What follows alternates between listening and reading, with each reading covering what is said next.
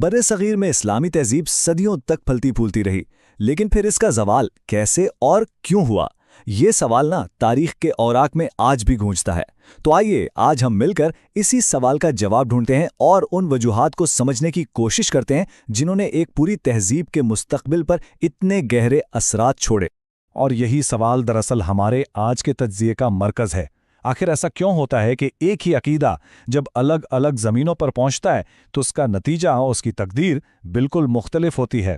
یہی وہ سوال ہے جو ہمیں ان خاص تاریخی حالات کو سمجھنے پر مجبور کرتا ہے جنہوں نے ہندوستان میں اسلامی تہذیب کا راستہ طے کیا۔ تو بات شروع ہوتی ہے دو طرح کی فتوحات سے۔ ہمیں سب سے پہلے یہ سمجھنا ہوگا کہ جو شروع کی اسلامی فتوحات تھیں اور جو بعد میں ہندوستان میں ہوئیں، ان میں ایک بہت بڑا ایک بنیادی فرق تھا، اور یہ فرق صرف وقت کا نہیں تھا بلکہ نیت اور مقصد کا تھا۔ ایک طرف عقیدے کو پھیلانا تھا تو دوسری طرف سلطنت کی ہو۔ تو بات صاف ہے، فاتحین کا جو ابتدائی مقصد تھا وہی اس علاقے میں تہذیب کے مستقبل کی بنیاد بن گیا۔ جہاں مقصد دین پھیلانا تھا وہاں تہذیب نے گہری جڑیں پکڑ لیں، لیکن جہاں مقصد صرف اپنی سلطنت کو بڑھانا تھا وہاں نتائج بالکل ہی مختلف نکلے۔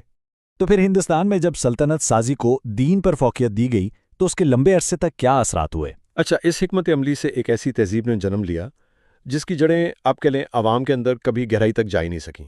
یہاں کچھ باتیں بہت اہم ہیں۔ آبادی کی اکثریت غیر مسلم ہی رہی، اسلامی تہذیب کی جڑیں کبھی بھی گہری اور وسیع نہیں ہو سکیں۔ نئے مسلمانوں کو دین کی باقاعدہ تعلیم بہت کم ملی اور ان میں پرانے رسم و رواج بھی باقی رہے، یہاں تک کہ مسلم حکمرانی میں بھی ماحول کبھی خالص اسلامی نہیں بن پایا۔ تو ان سب باتوں سے ایک ہی تصویر بنتی ہے کہ اسلامی تہذیب حکمرانوں اور شہروں تک تو تھی، لیکن گاؤں دیہات کے عام لوگوں کی زندگیوں میں پوری طرح نہیں اتر سکی۔ وہ جو ایک ثقافتی اور مذہبی ملاپ ہونا تھا وہ ادھورا ہی رہ گیا۔ اور پھر تاریخ ایک بالکل نئے موڑ پر آ گئی۔ برطانوی نوآبادیاتی طاقت کا ابھرنا صرف کوئی سیاسی تبدیلی نہیں تھی، نہیں، یہ ایک تہذیب کے ٹوٹنے کا، اس کے بکھرنے کا آغاز تھا۔ ایک ایسی طاقت آئی جس نے مسلمانوں کے پورے سماجی ڈھانچے کو جڑوں سے ہلا کر رکھ دیا۔ اور یہ سب کچھ اچانک نہیں ہوا، یہ ایک باقاعدہ سوچا سمجھا منصوبہ تھا۔ ایک ایک کر کے قدم اٹھائے گئے۔ پہلا قدم، طاقت کی زبان ہی بدل دی گئی، فارسی اور عربی کی جگہ انگریزی آ گئی۔ دوسرا قدم، ملک کا قانون بدل دیا گیا، اسلامی قوانین ختم اور ان کی جگہ برطانوی قوانین۔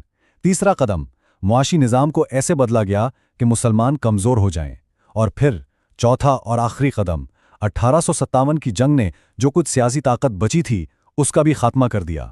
ہر قدم نے تہذیب کی بنیادوں کو مزید کمزور کر دیا، ان کی ہمتوں کو بھی توڑ دیا اور ان کے دلوں پر مایوسی اور احساس ذلت کی تاریک گھٹائیں مسلط کر دیں۔ یہ الفاظ صرف ایک سیاسی ہار کی کہانی نہیں ہے، یہ اس گہری روحانی اور نفسیاتی چوٹ کو دکھاتے ہیں جو اس دور نے مسلمانوں کو پہنچائی۔ یہ ایسی شکست تھی جس نے صرف طاقت نہیں چھینی بلکہ ان کے حوصلے اور خود اعتمادی کو بھی ختم کر دیا۔ تو جب ایسی گہری مایوسی اور بے بسی چھا جائے تو کیا ہوتا ہے؟ ایک نئی سوچ جنم لیتی ہے۔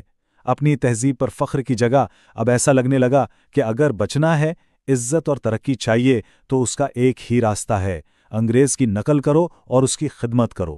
یہ ایک بہت بڑی ذہنی تبدیلی تھی۔ تو اس بحران کا جواب کیسے دیا گیا؟ مسلم کمیونٹی نے ایک ایسا راستہ چنا جس نے ان کے مستقبل کا رخ ہی موڑ دیا، اور وہ راستہ تھا جدید مغربی تعلیم کا۔ یہ وقت کی ضرورت تو تھی، لیکن اسی راستے نے انہیں ایک نئے تہذیبی دوراہے پر بھی لا کھڑا کیا۔ اب دیکھیں، پرانے روایتی راستے تو ایک ایک کر کے بند کیے جا رہے تھے، تو معاشی ترقی کی چابی اب کہاں تھی؟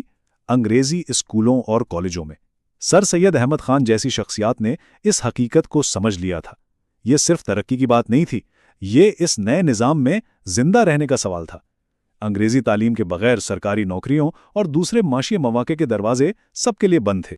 لیکن یہاں یہ سمجھنا بہت ضروری ہے کہ یہ مسلمان نوجوان جس ماحول میں جا رہے تھے وہ ماحول خود کیسا تھا؟ 19ویں صدی کا جو یورپیہ فکری ماحول تھا، جسے زائٹ گائسٹ بھی کہتے ہیں، وہ مادیت پرستی کا تھا۔ وہاں یہ خیال عام تھا کہ سائنس نے مذہب کو شکست دے دی ہے اور ہر الہی یا غیبی بات پر گہرا شک کیے جاتا تھا۔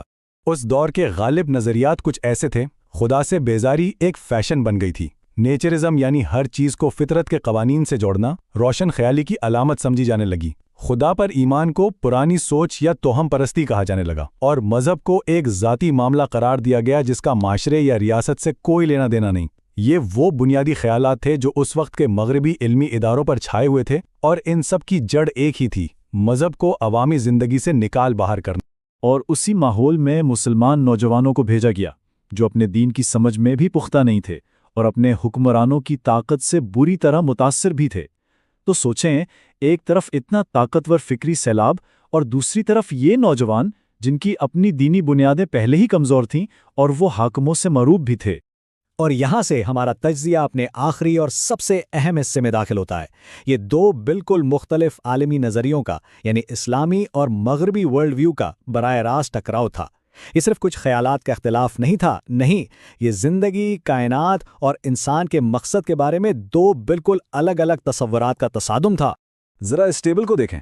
اسلامی نظریے میں قانون خدا بناتا ہے، مغربی نظریے میں انسان۔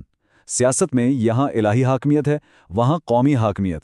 معاشیات حلال، زکوٰۃ اور سود کی ممانعت پر مبنی ہے، جبکہ وہاں سود اور زیادہ سے زیادہ منافع پر۔ اخلاقیات کا حتمی مقصد آخرت میں کامیابی ہے، وہاں اس دنیا کا فائدہ۔ اور معاشرت یہاں الہی اصولوں جیسے حجاب سے چلتی ہے، وہاں سماجی رواج اور فائدے سے۔ یہ دو بالکل الگ الگ دنیایں تھیں جن میں کوئی چیز مشترک نہیں تھی۔ تو جب یہ دو ورلڈ ویوز آپس میں ٹکرائے تو اس فکری مقابلے کا نتیجہ کیا نکلا؟ ہوا یہ کہ ان طلباء کے پاس مغربی نظریات پر گہرائی میں جا کر تنقید کرنے کے لیے نہ تو علمی تربیت تھی اور نہ ہی وسائل۔ نتیجہ، انہوں نے مغربی ماڈل کو ہی سچائی کا معیار مان لیا۔ انہوں نے کبھی یہ محسوس نہیں کیا کہ مغرب غلط ہو سکتا ہے، بلکہ یہ کہ اسلام ہی غلطی پر ہوگا اور اسے ترمیم کی ضرورت ہے۔ اور یہ جملہ اس پورے فکری بحران کا خلاصہ ہے۔ جب مغرب کو ہی سچائی کا پیمانہ مان لیا تو پھر یہ سوچ پختہ ہو گئی کہ بھائی اگر اسلام اور مغرب میں کوئی فرق ہے تو مسئلہ اسلام میں ہی ہوگا اور اسے بدل کر مغربی سانچے میں ڈھالنا پڑے گا۔ تو ہم اپنی بات کو اسی آخری سوال پر ختم کرتے ہیں: جب دو عالمی نظریات آپس میں ملتے ہیں تو کیا کھو جاتا ہے اور کیا حاصل ہوتا ہے؟ یہ سوال صرف ماضی کی تاریخ کا حصہ نہیں ہے، یہ آج بھی اسی طرح ہمارے سامنے کھڑا ہے، اور اس کا جواب ہی یہ طے کرے گا کہ ہمارا مستقبل کس سمت میں جائے گا۔